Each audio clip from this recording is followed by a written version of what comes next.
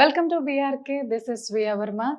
Actually ఈరోజు మనతో స్టూడియోలో ఉన్నారు చీతిరాల శేషగిరిరావు గారు, ఆయుర్వేదం డాక్టర్. నమస్కారం నమస్కారం అమ్మా. డాక్టర్ గారు. ఆ, డాక్టర్ గారు, ప్రతి ఒక్క 10 మందిలో కనీసం 8 మంది అయినా ఒబేసిటీతో బాధపడుతున్నారు ఈ మధ్య కాలంలో.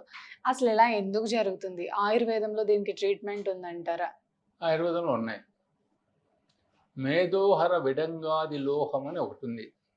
అది అయితే ఏంటంటే నిదానంగా పనిచేస్తుంది, చాలా నిదానంగా, కానీ బాగా పనిచేస్తుంది. అంటే మేధోహర విడంగాది లోహంలో నీకు అనీమియా రాకుండా చేస్తుంది. ఫ్యాట్ అనేది మెల్లగా కరిగించుకుంటూ వస్తుంది.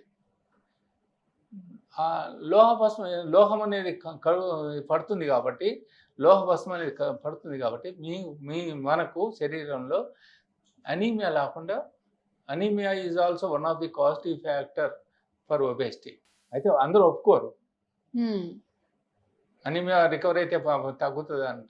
అప్పుడు చాలా కష్టం అవుతుంది. కానీ అనీమియా వల్ల ఒబేసిటీ పెరిగేది. ఎందుకు అంటే అనీమియా ఉన్నప్పుడు ఏంటంటే, if you take fat, especial బజ్జీలు, పునుగులు, ఫ్యాట్ కంటెంట్ ఉండే ఆహారం, నాన్ వెజిటేరియన్ ఇవన్నీ తిన్నప్పుడు స్టోరేజ్ అయిపోతుంది. It leads to obesity.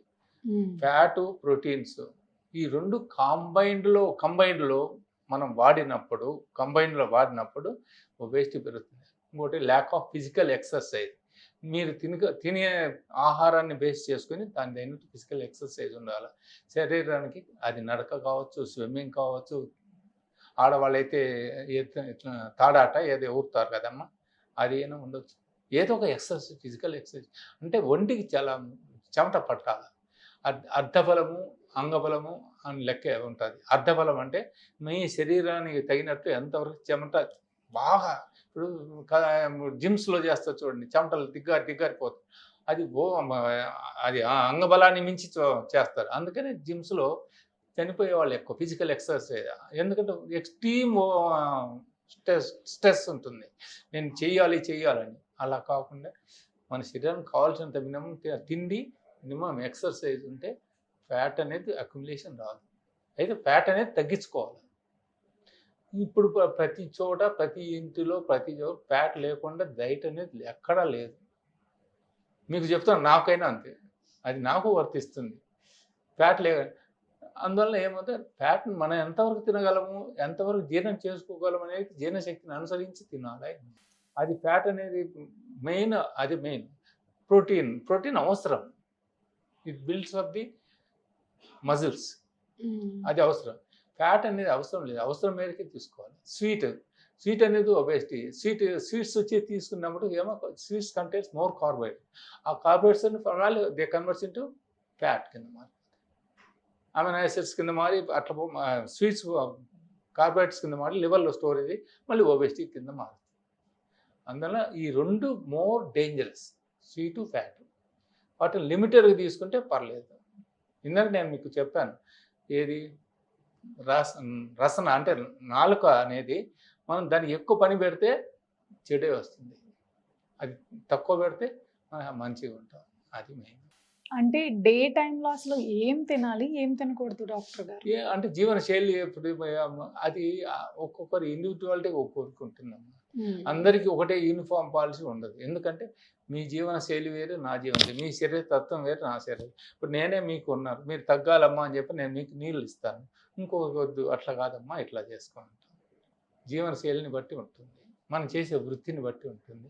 కొంతమంది ఇప్పుడు లాయర్లు ఉన్నారు, డాక్టర్లు ఉన్నారు, సెడెంటరీ లైఫ్ తప్ప వాళ్ళకి ఫిజికల్ ఎక్సర్సైజ్ ఉండదు.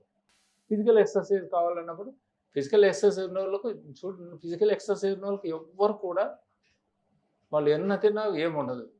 Physical exercise lack of physical exercise లేకనే మనం ఇబ్బంది పడుతున్నాం, ఒబేసిటీ. ఆ తిండిని తగ్గించుకోలేకపోతున్నాం మనము. ఇప్పుడు చిన్న పిల్లోడు ఉన్నాడమ్మా, చిన్న పిల్లోడు, వాడు 6 ఇడ్లీ తింటున్నాడు, నేరుగా చేసి గ్రౌండ్లో తిరగమంటే వాళ్ళ పిల్లలు ఆటలు తిరుగుతారు, వస్తారు, వాటితో పాటు మనం. అనదర్ థింగ్ ఏంటంటే, వాడు వచ్చేసి చిన్న వయసులో 6 ఇడ్లీ తిన్నాను కదా అనేది ఒక సైకలాజికల్గా పడిపోతుంది బ్రెయిన్.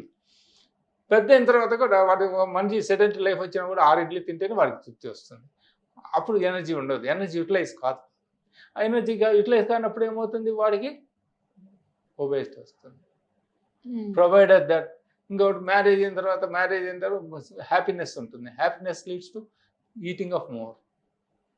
ఆ ఈటింగ్ మోర్ అయినప్పుడు ఆటోమేటిక్గా ఎనర్జీ తగ్గిపోతుంది. అట్లా కూడా ఉంటుంది. ఎనర్జీ పూర్తిగా ప్రిజర్వ్ తగ్గిపోతుంది. ఈ స్టోరేజ్ అయిపోతుంది బాడీలో. అంటే హెల్తీగా వెయిట్ తగ్గాలంటే అసలు ఏం చేయాలి? అన్లెస్ హెల్తీ వెయిట్ తగ్గడం కాదు, మనం వీలైనంత న్యాచురల్ ఫుడ్స్ తీసుకుంటూ ఫ్యాట్ కార్బోహైడ్రేట్స్ తగ్గించేస్తే చాలా వరకు డైట్ కంట్రోల్ చేసుకోవచ్చు. అచ్చం ఫ్రూట్స్ అనే ప్రసక్తి కూడా వద్దు. అచ్చం ఫ్రూట్స్ అవసరమే అయితే లిమిటెడ్గా ఉంటే ఒబేసిటీ రాదు. అంటే ఏ ఫ్రూట్స్ తినొచ్చు ఒబేసిటీ ఉన్న వాళ్ళు, ఏ ఫ్రూట్స్ తినకూడదు? ఆల్ ఫ్రూట్స్ సృష్టిలో దొరికే ప్రతి ఒక్క ఫ్రూట్ మనకు మంచిదే.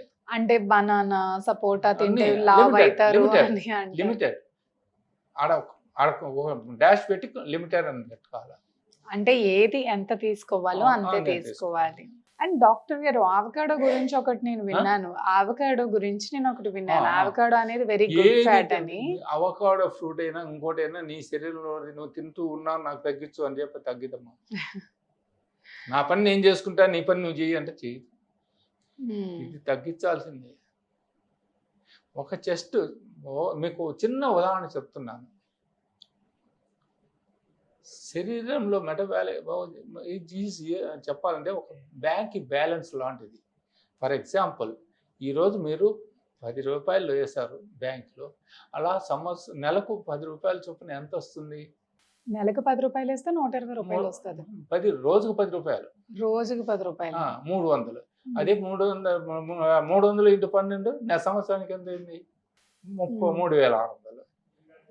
అలాగే మన శరీరం ఇప్పుడు నేనే ఉన్నాను, వీడికి వచ్చాను, ఒక కాఫీ ఇచ్చారు, దాంట్లో స్వీట్ ఉంది, తిన్నాను, తాగాను, అయిపోయింది. నేనేమో మాట్లాడితే నెక్స్ట్ పోతా, కూర్చుంటా, పనుకుంటా, నిద్రపోతాను. ఆ కన్జంప్షన్ ఎట్లా వస్తుంది చెప్పండి? ఉండదు కదా. ఆ కన్జంప్షన్ లేదు కాబట్టే ఈ మెటబాలిక్ యాక్టివిటీ ఎప్పుడైతే శరీరానికి కావాల్సింది ఎక్సర్సైజ్ లేదు, మెటబాలిక్ యాక్టివిటీ అనేది తగ్గిపోతుంది. శరీరానికి మెటబాలిక్ యాక్టివిటీ తగ్గిపోతుంది డ్యూ టు సెడెంటరీ లైఫ్. మన శరీరం బద్దగించినప్పుడు ఆటోమేటిక్గా మెటబాలిక్ యాక్టివిటీ దానికి తగినట్టు తగ్గిపోతుంది అంటాము. కానీ ఏది యాక్టివ్గా ఉంటుంది? ఉండదు. ఇప్పుడు 100 ఏళ్ళు ఒక ఆయన పరిగే బతికాడు. 100 ఏళ్ళు ఆయన వచ్చేసి ఒక ఆయన చెప్తున్నాను గుంటూరులో 103 ఏళ్ళు అంట ఆయనకు. 103 ఏళ్ళు ఎట్టు బతికా అంటే నేను తింటాను, తిరుగుతాను అని చెప్పిన సమాధానం. నేను తింటాను, తిరుగుతాను, ఎంతవరకు అవసరమో అంతవరకు తింటాను.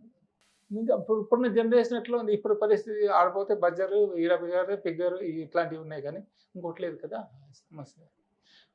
ఫ్రెండ్స్తో పాటు పోయి తినేది, మనకి ఇష్టమైనది తినేది ఒకటి, నలుగురితో పాటు పోయినప్పుడు అంటే ఇంకోటి ఈ ఫీస్ట్ అంటే డిన్నర్ ఫీస్ట్.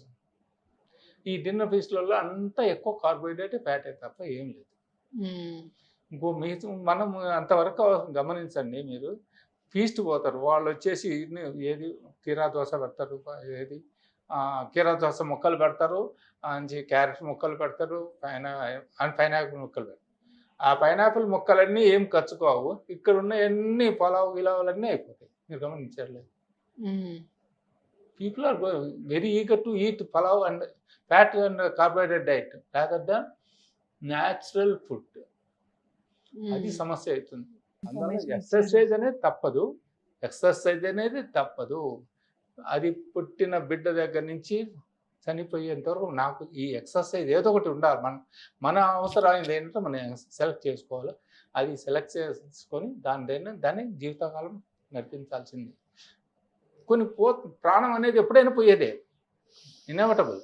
కానీ ఉన్నంత వరకు జీవనం కంఫర్టబుల్గా ఉండాలంటే, డాక్టర్ యొక్క అవసరం లేకుండా ఉండాలంటే, మందుల అవసరం లేకుండా ఉండాలంటే physical exercise, diet control is mandatory. Thank you doctor గారు. Okay, all the best. నమస్కారం.